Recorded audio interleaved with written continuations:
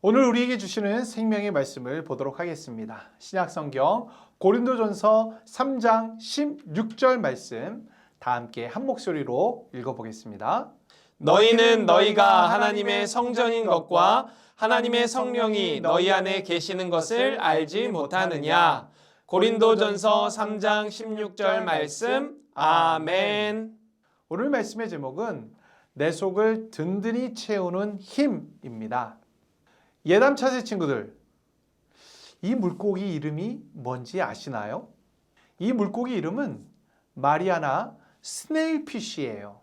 스네일피쉬는 현재 알려진 물고기 중에 가장 깊은 바다에 살고 있어요. 얼마 전에는 해저 8,000m 아래에 발견됐어요. 해저 8,000m는 한라산의 높이 산에 4개를 담고도 남을 만큼 아주 깊은 바다예요. 이 깊이에서는 모든 물체가 8,000톤의 압력으로 짓눌러져요. 제 아무리 강철로 만들어진 최첨단 잠수함이라도 단 몇 초 만에 찌그러지는 엄청난 힘이지요.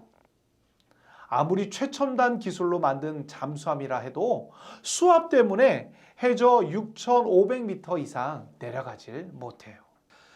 마리아나 스네일피쉬는 얼마나 단단한 몸을 가졌기에 최첨단 잠수함도 버티지 못하는 그곳에서 사는 걸까요?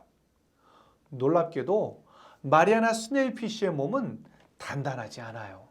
오히려 내장과 뼈가 다 비칠 만큼 하늘하늘한 살결을 가지고 있어요. 생물학자들은 비닐처럼 얇은 몸을 가진 마리아나 스네일피쉬가 8,000톤의 압력에도 살아갈 수 있는 이유를 정확하게 밝히지 못했어요. 다만 한 가지 확실한 것은 마리아나 스네일피쉬의 몸에 내부 저항력이 있다는 사실이에요.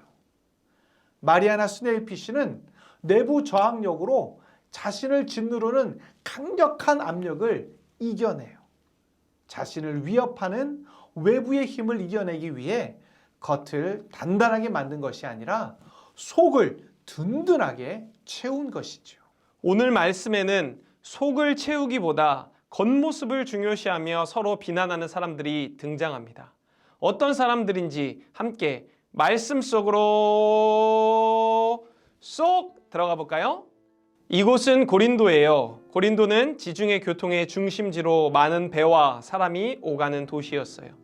많은 사람이 모여드는 이곳에는 여러 나라에서 들어온 우상이 굉장히 많았어요. 또한 고린도에는 토론하는 문화가 있었어요.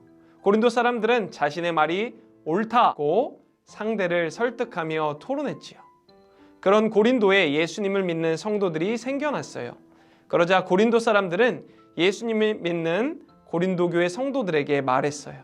당신들이 말하는 예수님의 복음이 정말 위대하다면 우리를 설득해 보십시오. 고린도 교회 성도들은 복음을 어떻게 설명하고 그들에게 전할지 고민하고 또 고민했어요.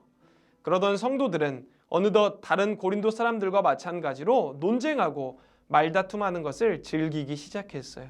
복음을 전하기보다 화려하고 근사한 말로 표현하며 자신의 말이 옳다고 주장했지요.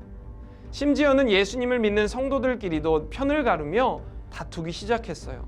내가 따르는 선생님이 더 위대하다고 자랑하면서 말이에요. 다투는 그들의 모습 속에서 서로 사랑하라는 예수님의 가르침은 더 이상 찾아볼 수 없었어요.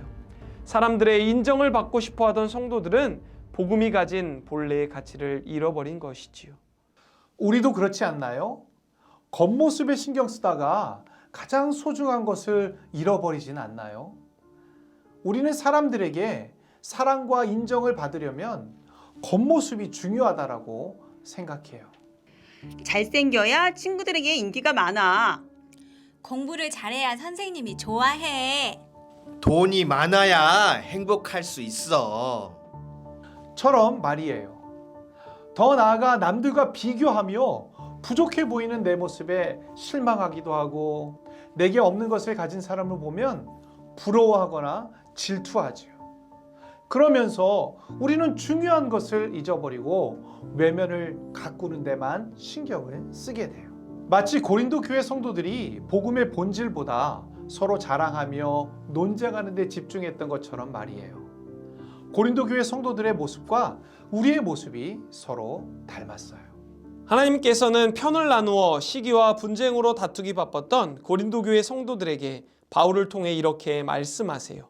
여러분이 하나님의 성전이요 하나님의 성령이 여러분 가운데 계시다는 것을 모르십니까? 누구든지 하나님의 성전을 파괴하면 하나님께서도 그 사람을 멸하실 것입니다. 하나님의 성전은 거룩합니다. 여러분은 하나님의 성전입니다. 바울은 우리 스스로가 누구인지 아는 것이 중요하다고 말해요. 우리는 하나님의 성전이에요. 하나님의 성전은 어떤 곳인가요? 하나님께서 계시는 거룩한 곳이에요. 바울이 하나님의 성전인 우리 안에 성령님이 함께 하신다라고 말했어요. 성령님이 함께 하시는 우리는 이미 거룩한 존재예요. 있는 그대로의 아름다운 하나님의 성전이지요. 바울은 하나님의 거룩한 성전인 우리가 스스로를 있는 그대로 사랑하고 아끼는 것이 하나님께서 기뻐하시는 일이라고 말해요. 그런데 고린도 교회 성도들은 하나님의 성전으로서 성도 모두가 지금 모습 그대로 가치 있고 소중한 존재라는 사실을 기억하지 못했어요. 그리고 다른 사람에게 인정받기 위해 이 복음을 화려한 말로 꾸미고 서로 자랑하며 말다툼했지요. 이는 하나님의 성전을 더럽히는 모습이에요. 여러분, 마리아나 스넬피시 이야기를 다시 떠올려 보세요. 마리아나 스넬피시가 해저 8,000m 아래에서 살 수 있는 것은 겉모습이 단단해서가 아니에요. 몸 내부에 있는 저항력 덕분에 강철도 찌그러뜨리는 압력에도 견뎌낼 수 있어요.